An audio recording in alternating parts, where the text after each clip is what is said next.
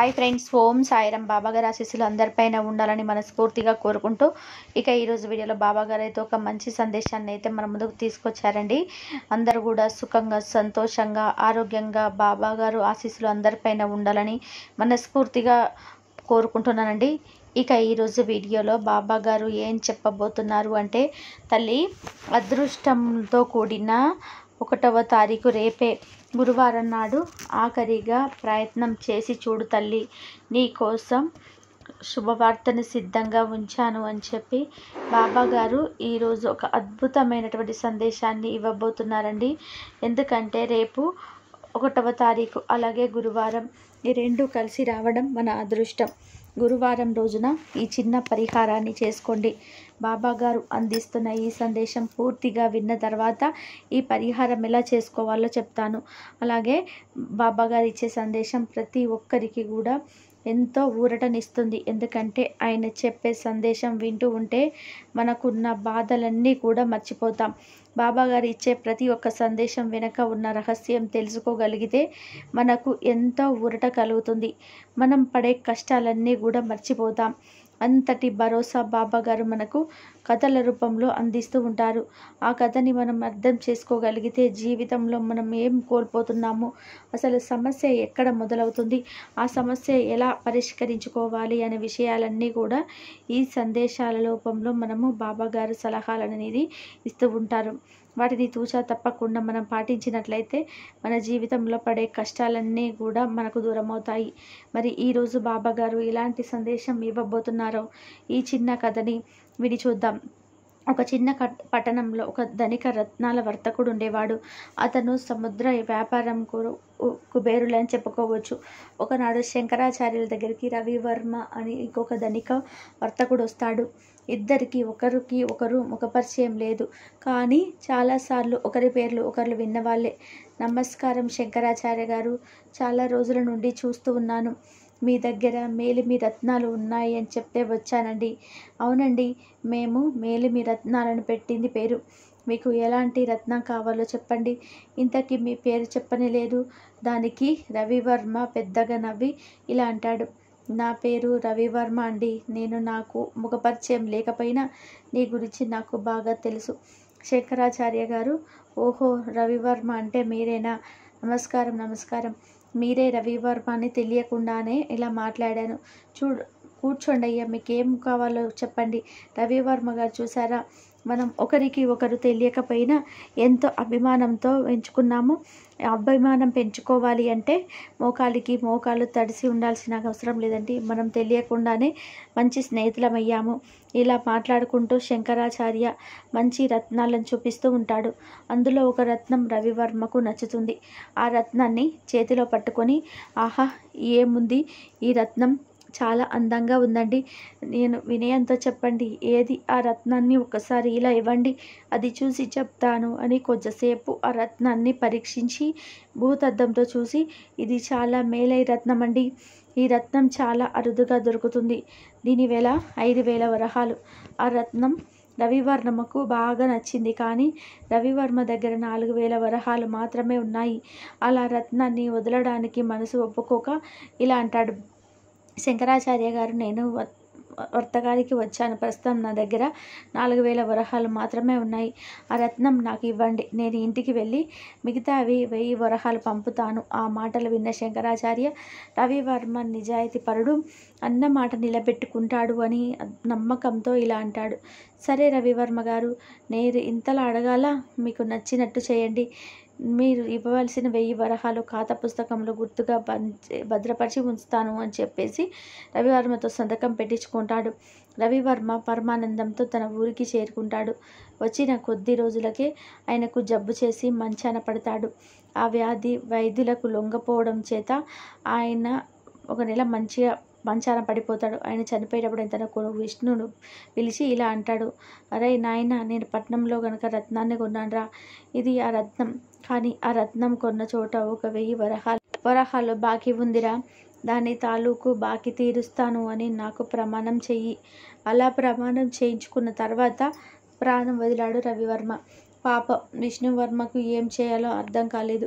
రవివర్మకు అంతుపట్టని రోగం రావడం వలన వైద్యానికి ఉన్న డబ్బు మొత్తం ఖర్చు అయిపోయింది. ఒక దమ్మిడి కూడా లేకపోయింది. తండ్రికి ఇచ్చిన మాట కోసం ఎన్న ప్రయత్నాలు చేసినా కూడా శంకరాచార్య అప్పు తీర్చలేకపోతాడు. విష్ణువర్మ ఏమీ తోచని పరిస్థితిలో పాల స్నేహితుడైన శివ దగ్గరికి వస్తాడు. విష్ణువర్మ జరిగిందేదో జరిగిపోయిందిరా, సంపాదించింది మొత్తం కూడా నాన్న జబ్బుకే సరిపోయింది. ఇప్పుడు ఏం చేస్తాం, ఏది చేసినా ఆలోచించి చెయ్యి అని తన స్నేహితులు అనగానే, ఏదో ఒకటి చేయొచ్చు, కానీ మా నాన్నగారు పోతూ పోతూ నాకు ఒక బాకీ అప్పచెప్పారు. అంతేకాదు ఈ రత్నాన్ని కూడా ఇచ్చారు. కళ్ళు మిరుమిట్లు గొరిపే కాంతితో ఆ రత్నం దగదగా మెరుస్తూ ఉంటుంది. ఆహా, ఎంత గొప్పగా ఉందిరా ఈ రత్నం, ఎంత ఆకర్షణీయంగా ఉంది. దీని వెల కూడా ఎక్కువే ఉండి ఉంటుంది. ఎక్కువేరా, ఈ రత్నం ఖరీదు 5,000 వరహాలు. కానీ ఇంత విలువైన వరహాలు కొనే తాహత గల వాళ్ళు దొరకడం కూడా కష్టమే కదా. నా దగ్గర అంత సొమ్ము లేదు, కానీ ఒక సలహా అయితే ఇవ్వగలను. విష్ణువర్మకు తన స్నేహితుడి మాటలకు ప్రాణం తిరిగి వచ్చినట్టు అవుతుంది. ఈ రత్నాలు మీ నాన్నగారు ఎక్కడ కొన్నారో నీకు తెలుసు కదా. అక్కడ ఈ రత్నాన్ని తీసుకెళ్ళి అమ్మిన వ్యక్తికి ఇచ్చి ఆ 4,000 వరహాలు తీసుకో. నీ వ్యాపారాన్ని కూడా డబ్బు సర్దుబాటు అవుతుంది. అలాగే నీ రుణ బాధం కూడా తీరిపోతుంది. మంచి సలహా చెప్పావు మిత్రమా, తప్పకుండా నువ్వు చెప్పినట్టుగా చేస్తాను అని చెప్పి చాలా సంతోషంగా ఆ రత్నాల వ్యాపారి దగ్గరికి బయలుదేరుతాడు విష్ణువర్మ. అయితే దారి మధ్యలో ఒక అందమైన అమ్మాయిని ఇద్దరు దొంగలు దారి కాచి ఉంటే, ఆమె దగ్గర ఉన్న నగలు దోచుకుంటూ ఉంటే విష్ణువర్మ అడ్డుపడి వాళ్ళ నుండి ఆ అమ్మాయిని కాపాడే ప్రయత్నంలో చేస్తాడు. ఆ గొడవలో వారు విష్ణువర్మకి చాలా కొట్టి అతని దగ్గర ఉన్న పెట్టెను కూడా తీసుకొని వెళ్ళిపోతారు. ఎవరండి మీరు? ఈ నిర్మానుష్యమైన ప్రదేశానికి ఒంటరిగా ఎందుకు వచ్చారు? నా పేరు కాత్యాయని. నేను ఒక రాజకుమార్తెని. నా చెలికత్తెలతో అరణ్య విహారానికి వచ్చాను. ఎక్కడి నుండి వచ్చానో తెలియదు, కానీ ఈ ఆగంతకులు నా మీద దాడికి దిగారు. అక్కడి నుండి తప్పించుకొని నేను ఇలా పారిపోతూ ఉంటే వారు నన్ను వెంబడించారు. ఇంకా మిగిలింది నీకు తెలిసిందే కదా. అవును, మీ గురించి చెప్పలేదే. నా పేరు విష్ణువర్మ. నేను మా తండ్రి గారు చేసిన బాకీ తీర్చడానికి ఇక్కడే ప్రక్కనే ఉన్న పట్టణానికి వెళ్తున్నాను. అయితే ఆ దొంగల వలన నేను ఇప్పుడు ఆ బాకీ తీర్చలేకపోతున్నాను. అయ్యో, ఇప్పుడు మీరు అనకండి అలా. మీ తండ్రి గారి కోరిక తప్పకుండా తీరుస్తారు. అది సాధ్యం కాదండి. ఆ దొంగలు నా బిడ్డను కాజేశారు, కానీ అందులో ఉన్న రత్నం ఎంతో విలువైనది. ఇలా మాట్లాడుతూ ఉండగా ఇద్దరు సైనికులు వచ్చి కాత్యాయని తీసుకొని వెళ్ళిపోతారు. ఒక ప్రక్కన రత్నం పోయింది. విష్ణువర్మకు ఏం చేయాలో పాలుపోలేదు. తిరిగి తన మిత్రుడి దగ్గరికి కూడా వెళ్ళలేదు. ఆ పక్కనే ఉన్న చిన్న రాజ్యంలో పనిచేసుకుంటూ బ్రతుకుదామని నిర్ణయించుకుంటాడు. ఆ రాజ్యంలో చిన్న చిన్న పనులు చేసుకుంటూ కాలం గడుపుతూ ఉంటాడు. అలా అనతి కాలంలోనే మంచి పేరును గుర్తింపును పొందుతాడు విష్ణువర్మ. అదే సమయంలో రాజుగారి కొలువు నుండి పిలుపు వస్తుంది. విష్ణువర్మ, నువ్వు వచ్చిన కొంతకాలానికే మంచి పేరు తెచ్చుకున్నావు. నిన్ను పిలిపించడానికే ఒక కారణం ఉంటుంది. నేను తెలియకుండా ఏదైనా పొరపాటు చేసి ఉంటే నన్ను మన్నించండి ప్రభు. అప్పుడు రాజు ఇలా అంటాడు, నేను చేసిన దానికి ఏం చేసినా తక్కువే అవుతుంది. రాజు మాటలు విష్ణువర్మ సరిగ్గా అర్థం చేసుకోలేకపోతాడు. ఆ దొంగలను తీసుకొని రండి, అలాగే ఆ రత్నాన్ని కూడా తీసుకొని రండి. రాజు అలా అనగానే సైనికులు వారు బంధించిన దొంగలను సభలోకి తీసుకొని రాగానే విష్ణువర్మ గట్టిగా అరుసు, ప్రభు, వీళ్ళిద్దరే నా రత్నాన్ని దోచుకున్నది. తెలుసు విష్ణువర్మ, అందుకే నేను అక్కడికి పిలిచినది. అది సరే గాని నాకు ఒక సందేహం ఉన్నది. సెలవివ్వండి ప్రభు. ఇంత ఖరీదైన రత్నం నీ దగ్గరికి ఎలా వచ్చింది? ప్రభు, మా నాన్నగారు సముద్ర వ్యాపారం చేసే రవివర్మ అనే గొప్ప పేరు గలవాడు. ఆయనకు రత్నాలు అంటే విపరీతమైన ఇష్టం. ఒకరోజు పట్టణానికి వెళ్ళి ఈ రత్నాన్ని చాలా ఇష్టంగా కొన్నారు. అయితే దానికి 1,000 వరహాలు బాకీ ఉన్నాడు అని చెప్పి ఆ బాకీ తీర్చమని చెప్పి మరణించాడు. అప్పటికే మా సంపాదన ఆవిరైపోయింది. అందుకే ఆ రత్నాలు అమ్మిన వ్యక్తికి తిరిగి ఇచ్చేద్దామని నేను బయలుదేరాను.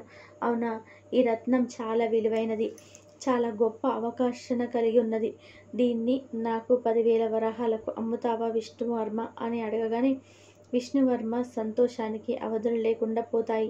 ఒక ప్రక్క తాను తన తండ్రికి ఇచ్చిన మాట నెరవేరుతుందని చాలా సంతోషపడిపోతూ ఉంటాడు. అప్పుడు రాజు ఇలా అంటాడు, సరిపోకపోతే నా రాజ్యంలో నీకు నచ్చిన వ్యాపారం చేసుకో అని మళ్ళీ రాజు ఇలా అనగానే, చాలా సంతోషం ప్రభు, మన నిజాయితీ మనల్ని ఎప్పుడు కూడా కాపాడుతూ ఉందని మా తండ్రి గారు చెప్పేవారు.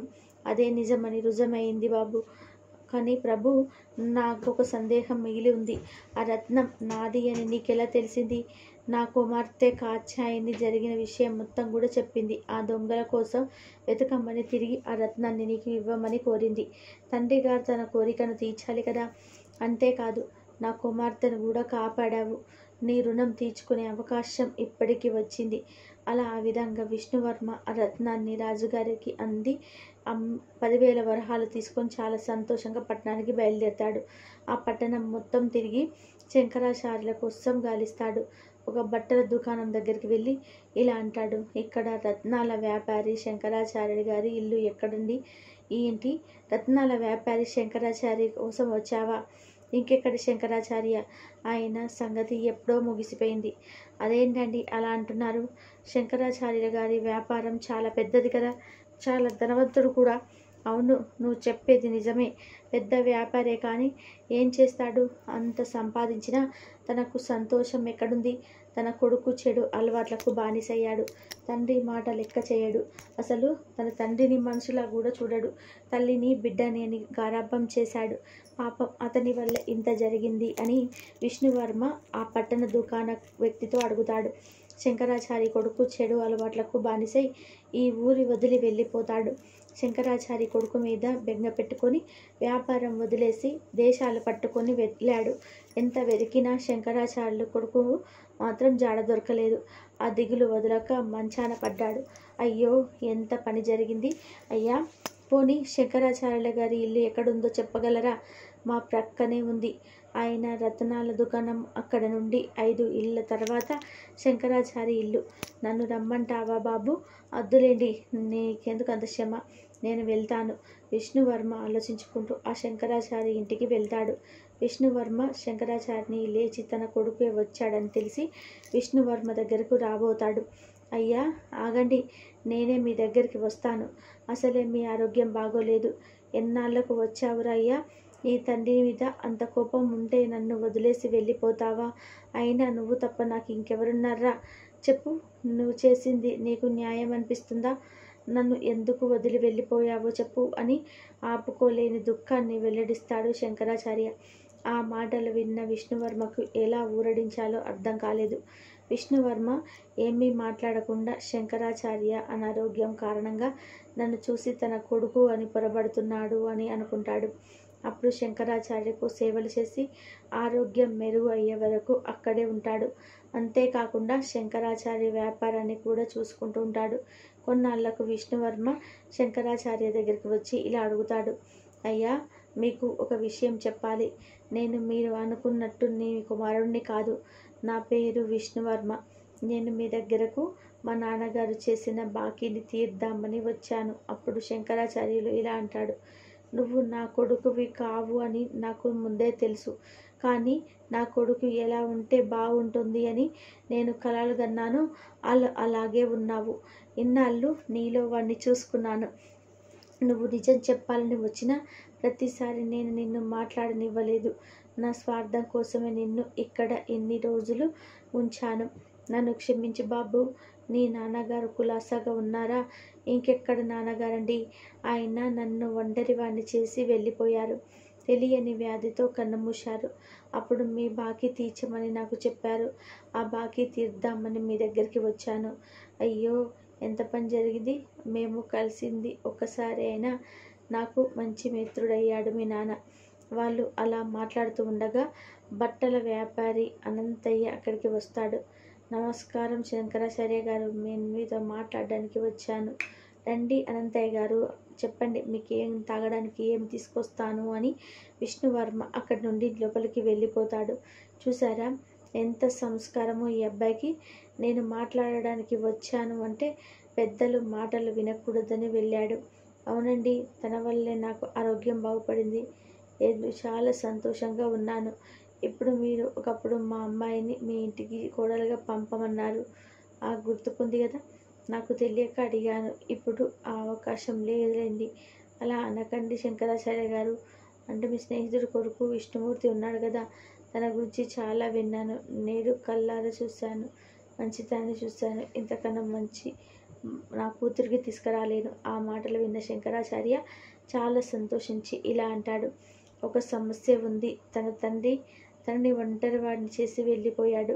తనని నేను దత్తత తీసుకుందాము అనుకుంటున్నాను. అంతలో విష్ణువర్మ మచ్చిక తీసుకొచ్చి వాళ్ళకి ఇస్తాడు. ఇంతలో శంకరాచార్య ఇలా అంటాడు. విష్ణువర్మ, నాకు ఒక కోరిక తీరుస్తావా నాయన? చెప్పండి, మీ కొరకు ఏది చేయగలను చేయండి అని అడుగుతాడు. కొడుకు లేని లోటు తీర్చగలవా? కొడుకుల నా దగ్గరే ఉండిపోనాయనా అంటాడు. అప్పుడు నేను మీ కొడుకుల బాధ్యతలను తీసుకుంటాను, కానీ నీ సంపాదన మాత్రం వద్దు. నీ సంపాదించినదంతా కూడా నీ కొడుకు కోసం. అతని ఎప్పుడు వచ్చినా కూడా అతని ఆస్తి తప్పకుండా దక్కుతుంది. మీ వ్యాపారం చూసుకున్నందుకు జీతం ఇవ్వండి చాలు. ఇంతలో అప్పుడే అక్కడికి వచ్చిన శంకరాచార్యుల కొడుకు గణప దగ్గర నిలబడి అంతా వింటాడు. వ్యసనాల వల్ల ఎంత సంస్కారం కోల్పోయాను అని అర్థం చేసుకుంటాడు. తండ్రికి ముఖం ఎలా చూపించాలా అని అక్కడే ఆగిపోతాడు. శంకరాచార్యులు ఇలా అంటాడు. సరే, నీ ఇష్టం. నీకు ఎలా నచ్చితే అలాగే చేద్దాం. ఇంకొక విషయం చెప్పాలి. ఈ అనంతయ్య తన కూతుర్ని నీకు ఇద్దామనుకుంటున్నాడు. మీ ఇష్టం నాన్నగారు. మీకు నచ్చితే నాకు నచ్చినట్టే. చూసారా శంకరాచార్యులు గారు, మీరు మీ కొడుకు చేసుకుంటారా అని నా దగ్గరికి వచ్చినప్పుడు వద్దు అన్నారు. కానీ నా కూతుర్ని మళ్ళీ ఇప్పుడు మీ ఇంటికి పంపుతున్నాను. ఇదే భగవంతుడి నిర్ణయం అనుకుంటా. నేను వెళ్ళి పెళ్లి పనులు చూసుకుంటాను అని ఆ బట్టల వ్యాపారి అనంతయ్య ఇంటి నుండి చాలా సంతోషంగా బయలుదేరాడు. అక్కడే నిల్చొని ఉన్న శంకరాచార్య కొడుకుని చూసి, శంకరాచార్య గారు, మీ అబ్బాయి గారు వచ్చేసారండి, చూడండి అని గట్టిగా పిలుస్తాడు. ఆ మాటలు వినగానే శంకరాచార్య విష్ణువర్మ చాలా సంతోషపడి బయటకు వస్తాడు. లోపలికి వెళ్ళి మాట్లాడుకుందాం. క్షమించండి నాన్నగారు, నేను ఇద్దరికి రావాలి అంటే నాదొక షరతు ఉంది. దానికి ఒప్పుకుంటేనే వస్తాను. ఏమిటా షరతు? నాతో పాటు ఆస్తిలో సమంగా విష్ణువర్మకు వాటా ఇస్తా వస్తాను. నేను లేనప్పుడు మీ బాధ్యతలు తీసుకున్నాడు. మీరు కొడుకులాగా దత్తత తీసుకున్నప్పుడు నాకు అన్నయ్య అవుతాడు కదా నాన్న. ఆ మాటలు విన్న శంకరాచార్య అలాగే అనంతయ్య చాలా సంతోషిస్తున్నారు. అలా అప్పటి వరకు విష్ణువర్మకు ఉన్నది కాస్త రుణానుబంధంగా మారిపోతుంది. దీన్ని బట్టి బాబా గారు మనకు ఏం తెలియజేస్తున్నారు అంటే, ఏదైనా ఒక కష్టం వచ్చినప్పుడు మన ఆస్తులను అన్నింటినీ పోడగొట్టుకున్నా కూడా ఏదో తెలియని శక్తి అనేది ఉంటుంది కదా, అదే మన నిజాయితీ. ఎప్పుడైతే మనం నిజాయితీగా బ్రతకగలుగుతామో అప్పుడు మన జీవితంలో మనం ఎన్ని కోల్పోయినా సరే ఆ నిజాయితీ అనేది ఉంటుంది కదా, అదే మనల్ని కాపాడుతుంది. ఈ కథలో విష్ణువర్మ అన్నీ కోల్పోయాడు. తన తండ్రిని, ఆస్తిని అన్నీ కోల్పోయాడు. కానీ చివరికి తన నిజాయితీని అతన్ని ఉన్నత స్థాయిలో నిలబెట్టింది. దానికి కారణం అతనికి ఉన్న గొప్ప మనసు. ఆ మంచితనమే అతడికి శ్రీరామ రక్షగా, ఆ భగవంతుడే తోడు ఉండి అతడికి ఒక కుటుంబం దక్కేలాగా చేసింది.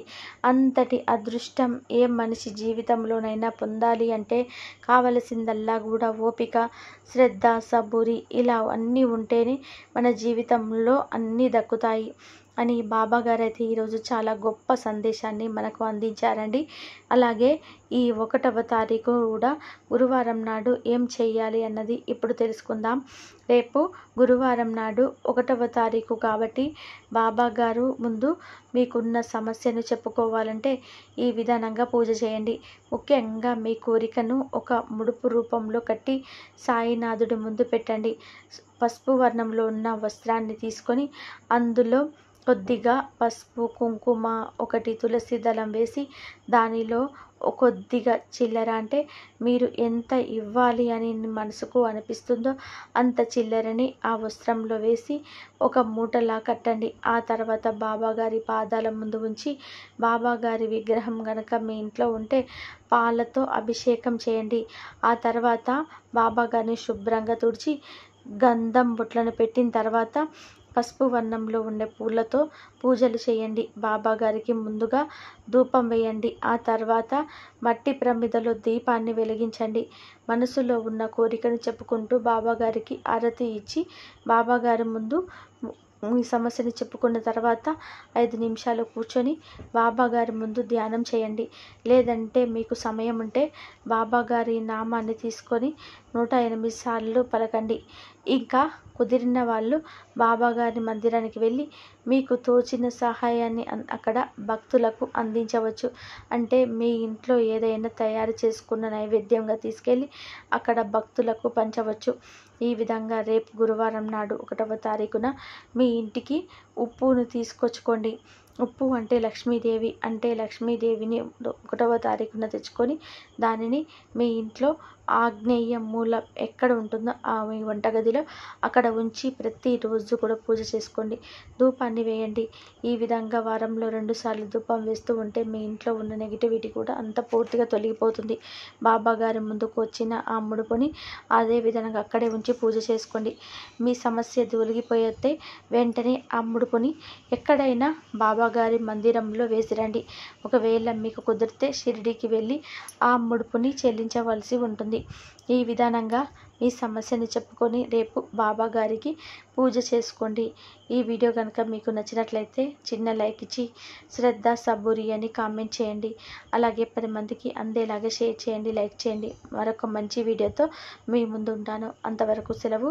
సర్వే జన సుఖినో భవంతు. సర్వం శ్రీ సాయినాథ్ అర్పణమస్తు. శుభం భవతు. అందరూ బాగుండాలి, అందరిలో మనం ఉండాలి. ఓం సాయిరాం.